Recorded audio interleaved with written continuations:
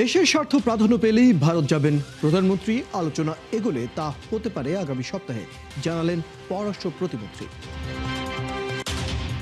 আইন শৃঙ্খলা বাহিনীর প্রতি স্বরাষ্ট্রমন্ত্রীর কড়া বার্তা, চাঁদাবাজ সন্ত্রাসীদের দ্রুত গ্রেফতার করতে না পারলে নেওয়া হবে ব্যবস্থা। আগামী ১.৫ বছরের মধ্যে ভঙ্গুর দেশকে পুনর্গঠনের প্রতিশ্রুতি দিয়েছেন নবনিযুক্ত ৫ মন্ত্রী প্রতিমন্ত্রী। শনিবার দুপুরে জাতীয় স্মৃতিসৌধে শ্রদ্ধা জানানোর পর গণমাধ্যমকে এই কথা বলেন তারা। নতুন পররাষ্ট্র প্রতিমন্ত্রী হুমায়ুন কবির বলেন, কোনো শর্তে নয় বরং দেশের স্বার্থে প্রাধান্য দিতেই প্রধানমন্ত্রী ভারত সফরে যাবেন। একই সাথে জানান, জাতীয় স্বার্থ বিসর্জন দিয়ে সরকার কোনো দেশের সাথেই সম্পর্ক করবে না। সাভার থেকে ফিরে জিয়া দম্পতির সমাধিতেও শ্রদ্ধা জানান তারা। ফরহাদ ইবনে মালেকের প্রতিবেদন। দায়িত্ব নেবার পর প্রথম কার্যদিবসেই মুক্তিযুদ্ধের বীর শহীদদের প্রতি শ্রদ্ধা জানাতে সাভারের জাতীয় স্মৃতিসৌধে যান নতুন মন্ত্রী প্রতিমন্ত্রীরা। শ্রদ্ধা নিবেদন শেষে সাংবাদিকদের প্রশ্নের জবাবে পররাষ্ট্র প্রতিমন্ত্রী হুমায়ুন কবির জানান, দেশের মানুষের স্বার্থকে প্রাধান্য দিয়েই প্রধানমন্ত্রীর সফর নিয়ে ভারতের সাথে আলোচনা চলছে। শুধু ভারত না, কোনো দেশের সাথে ন্যাশনাল ইন্টারেস্ট কম্প্রোমাইজ করে তো আমরা কিছু করতে পারি না। ওয়েন আওয়ার ন্যাশনাল ইন্টারেস্টের ভিত্তিতে এটা আমরা কনসেনসাস আমরা আসবো। উই ক্যান ভিজিট ভারত, যদি কালকের ভিতরে আমরা একটা পারি, we can do it next week, we can visit next week or the week after. এখানে কোনো রাশ নাই, এখানে আলাপ আলোচনার বিষয় আছে, এখানে গ্রাউন্ড ওয়ার্ক করার বিষয় আছে। একটা prime minister two prime minister visit তো আর হইতে পারে না যে আসিয়া আমি এটা তো it's not a game play.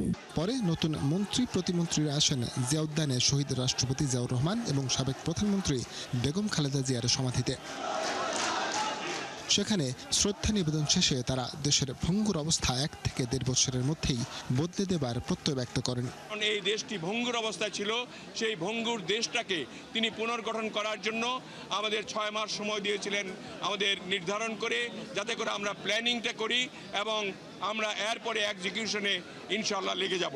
আশা করি ১-১.৫ বছরের মধ্যেই আপনারা বাংলাদেশের ভিন্ন চিত্র দেখতে পারবেন। বিএনপি এমন একটি রাজনৈতিক দল যারা মানুষের অধিকারে বিশ্বাস করে, যারা গণতন্ত্রে বিশ্বাস করে, এবং এই দলটি কিন্তু বিগত ১৭ বছর রাজপথে মানুষের পাশে থেকে স্বৈরাচারের বিরুদ্ধে আন্দোলন করেছে। আমরা যারা নতুন মন্ত্রিসভায় যোগ হয়েছি, আমরা জনাব তারেক রহমানের হাতকে শক্তিশালী করে ৩১ দফা বাস্তবায়নের মাধ্যমে, এই দেশে গঠনের মাধ্যমে, এই উপকারী জ্ঞানগুলোকে আমরা বাস্তবায়নের মাধ্যমে তাদের কবরে যা যা পৌঁছাবো ইনশাআল্লাহ। সরকারের ভিশন বাস্তবায়নে দেশের মানুষের সহযোগিতাও চান তারা। ফরহাদ ইবনে মালেক, ৭১, ঢাকা। বাংলাদেশের সঙ্গে প্রতিবেশী দেশের ভালো সম্পর্ক থাকা উচিত বলে মন্তব্য করেছেন পানি সম্পদ মন্ত্রী শহীদ উদ্দিন চৌধুরী আলী। শনিবার বিকেলে জাতীয় প্রেস ক্লাব ফেনী ৩ আসনের সাবেক সংসদ সদস্য মোহাম্মদ মোশাররফ হোসেনের ১২তম মৃত্যুবার্ষিকীর স্মরণ সভায় তিনি কথা বলেন। এ সময় মন্ত্রী আরও বলেন, রাজনীতিবিদদের কাছে দেশের মানুষের প্রত্যাশা অনেক, তবে মাত্র ৬ মাসের মধ্যে জনগণের সব প্রত্যাশা পূরণ সম্ভব নয়। পানি সম্পদ মন্ত্রী আরও বলেন, বিএনপি চেয়ারপারসনের সাবেক উপদেষ্টা মোশাররফ হোসেন ফেনীবাসীর প্রতি দায়িত্বশীল ছিলেন।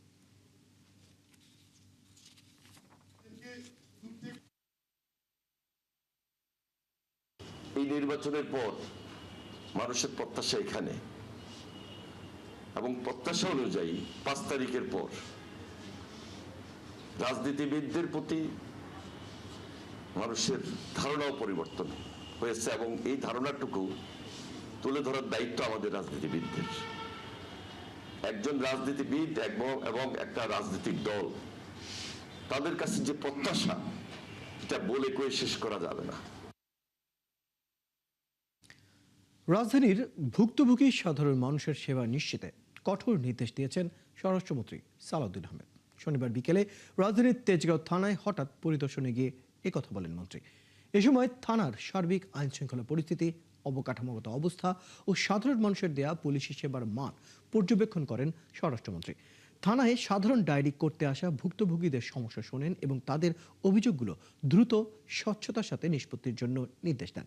এ সময় মন্ত্রীর সাথে ছিলেন আইজিপি মোহাম্মদ আলী হোসেন ফকির, DMP commissioner Moseley Uddin Ahmed. এদিকে তেজগাঁও ও পল্টন থানার ওসিকে প্রত্যাহার করেছে ডিএমপি। প্রশাসনিক কারণে তাদের প্রত্যাহার করে কেন্দ্রীয় সংরক্ষণ দপ্তর, সদর দপ্তর ও প্রশাসন বিভাগের সংযুক্ত করা হয়। ডিএমপি কমিশনার সই করা এক আদেশে বিষয়টি জানানো হয়েছে।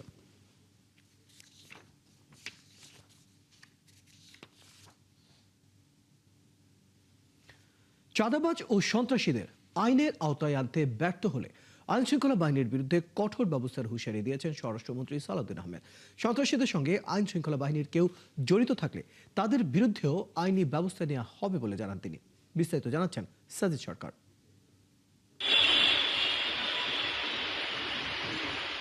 ঘটনাটি 17 আগস্ট রাত 10:30টার দিকে।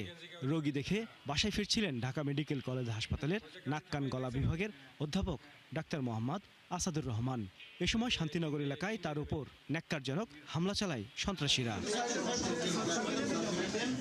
এই ঘটনায় দোষীদের গ্রেপ্তারে দেশজুড়ে সাঁড়াশি অভিযান চালায় আইনশৃঙ্খলা বাহিনী।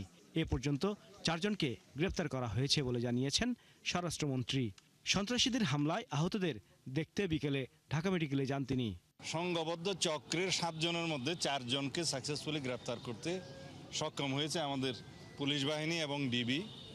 তারা একজন লক্ষ্মীপুর থেকে গ্রেপ্তার করেছে, 2 জন, একজন যাত্রাবাড়ি ধনিয়া এলাকায় আর একজন সাতারকোল, আর একজন ঘটনাস্থলে ওই দিনই গ্রেপ্তারকৃত হয়।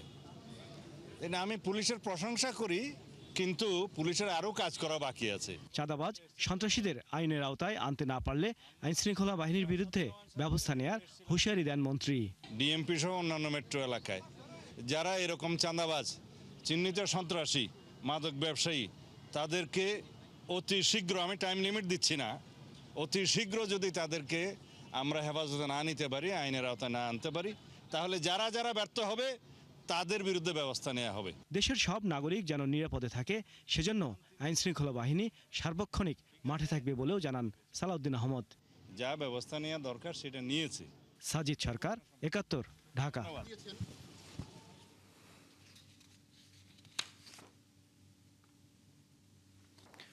দেশের স্বার্থ ও স্বাধীনতা সার্বভৌমত্বের প্রশ্নে সরকার ও বিরোধী দলকে ঐক্যবদ্ধ থাকার আহ্বান জানিয়েছেন প্রধানমন্ত্রীর উপদেষ্টা মাহাদি আবিদ।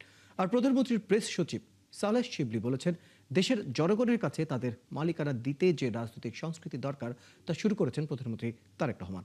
গণ অভ্যুত্থান পরবর্তী রাজনীতি নিয়ে আলোচনায় তারা এসব কথা বলেন। মহাইমিনুল খান উপর প্রতিবেদনে বিস্তারিত। একটা কাজে আমরা তার কাছে গণ অভ্যুত্থান পরবর্তী বাংলাদেশের রাজনৈতিক সংস্কৃতি কোন পথে, এ নিয়ে বিকেলে রাজধানীর BISS মিলনায়তনে এই গোলটেবিল আলোচনা। এতে যোগ দিয়ে এনসিপি ও জামায়াত সহ বিভিন্ন রাজনৈতিক দলের নেতারা অভিযোগ করেন, সরকার সবখানে দলীয়করণ করছে। 10% পুলিশ প্রশাসনকে সরকারের বদলে রাষ্ট্রের বাহিনী করে তুলুন, রাষ্ট্রের চাকর করে তুলুন। সরকারকে তো সার্ভ করলো গত 50 বছরের উপরের সময়। আমি মনে করি বাংলাদেশের জাতীয়তাবাদকে তারা ধারণ করে না, বাংলাদেশের ইতিহাসকে যারা ধারণ করে না, তারা তো কখনো সবার আগে বাংলাদেশ হতে পারে না। দলীয়করণের বিষয়টা, এই যে গত কয়েকদিন আগেও রিপোর্ট এসেছে, 11টা প্রতিষ্ঠানে নজিরবিহীনভাবে দলীয় ব্যক্তিদেরকে, দলীয় নেতাদেরকে পদ দেওয়া হয়েছে। আমরা যদি সতর্ক না হই, আবার সেই দলীয়করণ ফিরে আসে, তাহলে কিন্তু আমাদের 24-এর এই আত্মাহুতি, যে হাজার হাজার তরুণ আত্মাহুতি দিয়েছে, এটাকে কিন্তু অবমাননা করা হবে। মেরুদণ্ডটা ভেঙে ফেলার জন্য অত্যন্ত সুপরিকল্পিতভাবে, সিস্টেমেটিক্যালি, ডেলিবারেটলি সকল ইনস্টিটিউশনটাকে ধ্বংস করা হয়েছিল। সেই মেরুদণ্ডটাকে সোজা করে দাঁড় করানোর একটি কালচার বর্তমান সরকার শুরু করছে। যে কোনোভাবে সরকারকে ব্যর্থ করে দিতে হবে।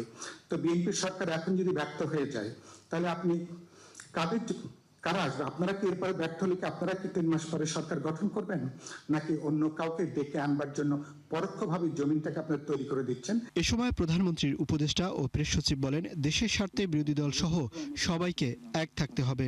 আমরা সেই সংসদই চাই, সেই রাষ্ট্রীয় কাঠামোই চাই, যেখানে সরকারি দল এবং বিরোধী দল পরস্পরকে দেশের স্বার্থে সহযোগিতা করবে। এমন একটা রাজনীতি সংস্কৃতি যদি কেউ ভালো করে, তাহলে অবশ্যই অন্যরা অনুপ্রেরণা যোগাবে, সহযোগিতা করবে। আবার যদি কোথাও কোনো ভুল ভ্রান্তি থাকে, সেটার জন্য যৌক্তিক সমালোচনা করবে। যদি বাংলাদেশে রাজনৈতিক সংস্কৃতির একটা পরিবর্তন চলছে, সেটি আপনারা পার্লামেন্টে লক্ষ্য করেছেন, সেটি আপনারা যিনি দেশ পরিচালনা করছেন, সরকার প্রধান আছেন, তার কথাবার্তা, বক্তব্য, বিবৃতিতে আপনারা দেখেছেন, যেখানে সংসদে আগে দাঁড়ালেই খিস্তি খেয়ে হতো, গালাগালি হতো, এখন সেগুলো হচ্ছে না। গণতন্ত্র রক্ষায় গণমাধ্যমের ভূমিকা থাকলেও এটি এখন ব্যবসায়িক স্বার্থে ব্যবহৃত হচ্ছে বলেও জানান সিনিয়র সাংবাদিকরা। গণমাধ্যমের যে ইকোসিস্টেম, গণমাধ্যমের যে বর্তমান বাস্তবতা, সেখানে এই জমিনটা খুবই কলুষিত। এখানে কালো টাকার দৌরাত্ম মারাত্মক। মোহাইমিনুল খান অপু, ৭১, ঢাকা। দেশের স্বাস্থ্য খাতকে বিশ্বমানের করে গড়ে তুলতে চিকিৎসকদের আধুনিক প্রযুক্তির সাথে তাল মিলিয়ে চিকিৎসা সেবা দেওয়ার আহ্বান জানিয়েছেন সমাজ কল্যাণমন্ত্রী ডক্টর এজেডএম জাহিদ হোসেন। শনিবার রাতে রাজধানীতে এক সেমিনারে একথা বলেন মন্ত্রী।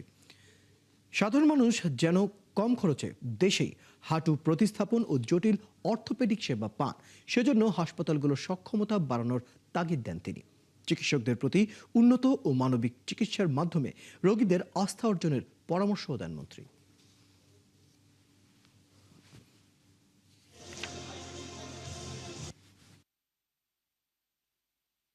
This government is committed for the better health care.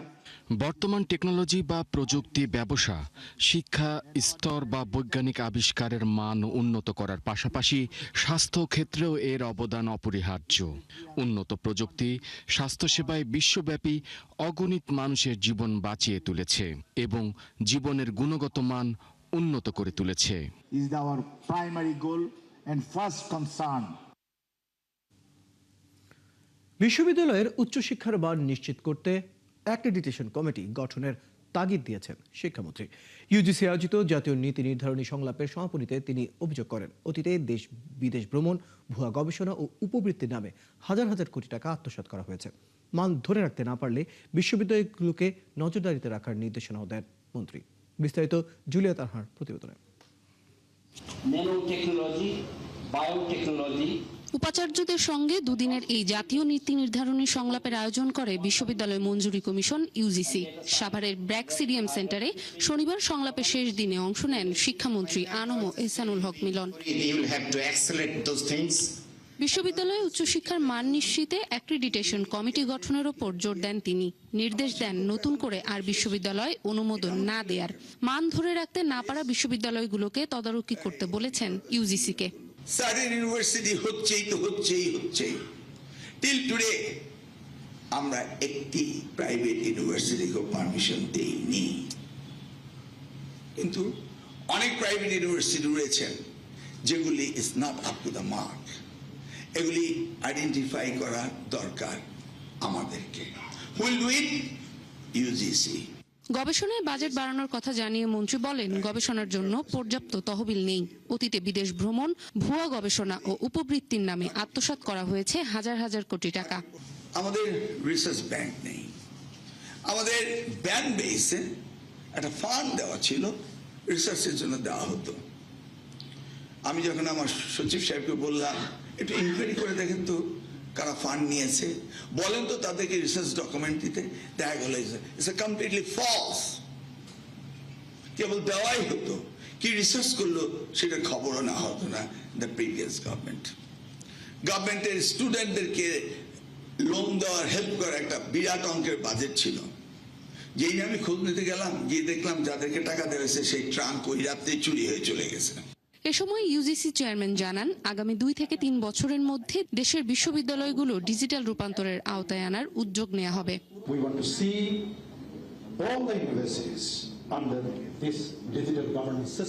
Julia Tanha, ৭১, Dhaka. 8 বছর আগে যশোরে নির্মিত দেশের প্রথম সমন্বিত বর্জ্য ব্যবস্থাপনা প্লান্ট কোনো কাজেই আসছে না। 50 কোটি টাকা ব্যয়ে নির্মিত এই প্রকল্প থমকে আছে বর্জ্য থেকে গ্যাস ও বিদ্যুৎ উৎপাদন। উল্টো দুর্গন্ধ আর দূষিত পানিতে ভোগান্তিতে পড়েছেন পৌরবাসী। সম্প্রতি প্লান্টটি দেখার পর অসন্তোষ জানান স্থানীয় সরকার প্রতিমন্ত্রী। SF ফরহাদের report. বর্জ্যকে সম্পদে রূপান্তরের স্বপ্ন নিয়ে যশোরের হামিদপুরে 2018 সালে 13 একর জমিতে প্রায় 50 কোটি টাকা ব্যয়ে নির্মিত হয় দেশের প্রথম সমন্বিত বর্জ্য ব্যবস্থাপনা প্ল্যান্টটি। এখানে প্রতিদিন প্রায় 80 টন বর্জ্য জমা হলেও প্রক্রিয়াজাত হচ্ছে মাত্র 15%। সীমিত পরিসরে জৈব সার উৎপাদন হলেও বন্ধ রয়েছে বায়োগ্যাস ও বিদ্যুৎ উৎপাদন। 2022 সালে বেসরকারি প্রতিষ্ঠানের কাছে 20 বছরের জন্য দায়িত্ব দেওয়ার পরও কাটেনি সংকট। বরং প্ল্যান্টের দুর্গন্ধ ও নোংরা পানিতে ঝুঁকির মুখে পড়েছেন এলাকার মানুষ। শুধু নামে তো মনে করেন আমলিগের আমলে সব বড় বড় প্রজেক্ট করিল, কিন্তু সেই প্রজেক্টের তো কোনো কার্যক্রম নেই। এখানে প্রচন্ড গন্ধ, এই গন্ধার কারণে মনে করেন লোকজন এখানে এসে দাঁড়াতে পারে না। পরিচালনাকারী প্রতিষ্ঠানের দাবি, আধুনিক প্রযুক্তির অভাব এবং বর্জ্য আলাদাকরণে জটিলতাই এর অন্যতম কারণ। আমাদের সেগ্রিগেশন মেশিন না থাকার কারণে আমরা যে ময়লা আসে থেকে 20 থেকে 30% সেগ্রিগেশন করতে পারি, এবং এটা সেগ্রিগেশন করে আমাদের মান্থলি 100 টন প্লাস জৈব সার তৈরি হয়।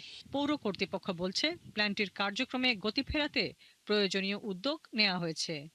কাজ বাকি আছে, যেমন ইন্টারনাল ড্রেনেজ সিস্টেম এবং বাউন্ডারি ওয়াল, এগুলো তৈরি করা হবে খুব শীঘ্রই। এবং আসলে এখন ময়লার অনেক স্তূপ তৈরি হয়ে গেছে, সেগুলো আসলে সঠিকভাবে ল্যান্ডফিল করতে হবে আর কি। সম্প্রতি প্ল্যান্টটি দেখতে এসে ক্ষোভ প্রকাশ করেন স্থানীয় সরকার প্রতিমন্ত্রী। পরে তিনি প্রতিষ্ঠানটি পূর্ণ সক্ষমতায় চালুর আশ্বাস দেন। সবকিছু অ্যানালাইসিস করে প্রয়োজন হলে এত বড় একটি পরিবেশ বান্ধব প্রকল্পকে পরিবেশের জন্য কেন তারা ক্ষতির মুখে ফেললো, এটার জন্য তাদের জবাবদিহির আওতায় আনা হবে এবং তাদের বিরুদ্ধে আইনগত ব্যবস্থা নেওয়া হবে। প্রায় 50 কোটি টাকার এই প্রকল্প থেকে এ পর্যন্ত পৌরসভার আয় মাত্র 15 লাখ টাকা। হাসিবা আলী বর্ণা, 71। জ্বালানি সংকট নিয়ন্ত্রণে সর্বোচ্চ চেষ্টা করলেও তার স্থায়ী সমাধানে আরও সময় লাগবে বলে জানান অর্থ ও পরিকল্পনা মন্ত্রী আমির খসরু মাহমুদ চৌধুরী। শনিবার ঢাকা চেম্বার অনুষ্ঠানে একথা বলেন তিনি। গেল 6 মাসে জ্বালানি আমদানিতে বাড়তি $500 কোটি ব্যয় হয়েছে বলে মন্ত্রী বলেন, খারাপ সময়ে বারবার ক্ষমতায় আসে বিএনপি। এই সময় ব্যবসার ক্ষেত্রে নানা সংকটের কথা তুলে ধরেন ব্যবসায়ীরা। আর অর্থনীতিবিদরা বলেন, অভ্যন্তরীণ সম্পদ না বাড়লে বিপজ্জনক ঋণ ঝুঁকিতে পড়বে বাংলাদেশ। মইনুল হাসানের রিপোর্ট। জ্বালানি সংকটে 1 মাসের বেশি সময় ধরে ভুগছেন শিল্প কারখানা থেকে শুরু করে প্রায় সব শ্রেণীর গ্রাহক। কিন্তু দীর্ঘস্থায়ী সমাধানে কার্যকর উদ্যোগ নিতে পারেনি সরকার। ফলে অনিশ্চয়তায় পড়েছে আগামী দিনের বিনিয়োগ কিংবা ব্যবসা বাণিজ্য। ঢাকা চেম্বারের এই আয়োজনে নানামুখী সমস্যার কথা তুলে ধরেন ব্যবসায়ীরা। বলেন, জ্বালানি অনিশ্চয়তায় থমকে আছে বিনিয়োগ, বন্ধ হয়েছে অনেক কারখানা। Uncertainty and disruptions in energy supply, এটা একটা বিরাট প্রবলেম হয়ে দাঁড়িয়েছে ফর ইন্ডাস্ট্রিজ অ্যাক্রস, যেখানে আমরা দেখছি যে আমাদের production cost on a daily basis বেড়ে যাচ্ছে। রেভিনিউ কালেকশনটাকে বাড়ানোর থেকে রেভিনিউ বেসটাকে আমাদের বাড়াতে হবে। তো এই বেসটা বাড়ানোর উপায় হচ্ছে আজকের যুগে আর্টিফিশিয়াল ইন্টেলিজেন্স, এটা ছাড়া উপায় নেই। Taken up a very important position at a very wrong time, but there is no choice. It has to be addressed and it has to be looked into. এই সময় রাজস্ব খাতে দুর্নীতির চিত্র তুলে ধরে অর্থনীতিবিদরা বলেন, জনগণের দেয়া টাকার পুরোটা পাচ্ছে না সরকার। চলতি অর্থ বছরের রেকর্ড এডিপি বাস্তবায়নে বৈপ্লবিক পরিবর্তন দরকার বলেও মত দেন অর্থনীতিবিদরা। শঙ্কার কথা জানান দেশি বিদেশি ঋণের বিষয়েও। ডোমেস্টিক রিসোর্স মোবিলাইজেশন হলো আমাদের আদি পাপ, আমাদের মনে রাখতে হবে। ওই জায়গাটাতে হাত দিতে না পারলে আমরা কিন্তু একটা বিপজ্জনক এবং বাধ্যতামূলক একটা ঋণ ঝুঁকিতে পড়ে যাচ্ছি। 2000 সাল থেকে আমি শুনে আসছি ডাইভার্সিফাই করবো, everybody says that, but the policy is just in the opposite direction, except for this ready-made garment sector. Hyrany tax is something that we have to now, আমি নিজে থেকে একটা হয়রানি ইন্ডেক্স তৈরি করার চেষ্টা করছি। It's not a casual anecdotal thing. It's a structural issue. সেমিনারে আবারও জ্বালানি সমস্যার বিষয়ে সরকারের অবস্থান তুলে ধরে অর্থমন্ত্রী বলেন, গেল 6 মাসে এর পেছনে বাড়তি ব্যয় হয়েছে $500 কোটি। সমস্যার দীর্ঘস্থায়ী সমাধানেও সচেষ্ট সরকার। জানান, এই সংকট সরকারের নিয়ন্ত্রণের বাইরে, তাই উন্নতির ক্ষেত্রেও সময় লাগবে। বিদ্যুৎ গ্যাস সমাধানের জন্য একটা টাইম, সময়ের দরকার। আমরা যদি সব রিসোর্সও মোবিলাইজ করি, সরকারের সব ধরনের চেষ্টাও করি, আমরা এই সময়টাকে আমাদের নিয়ন্ত্রণে নাই, এটা আমাদের বাইরে।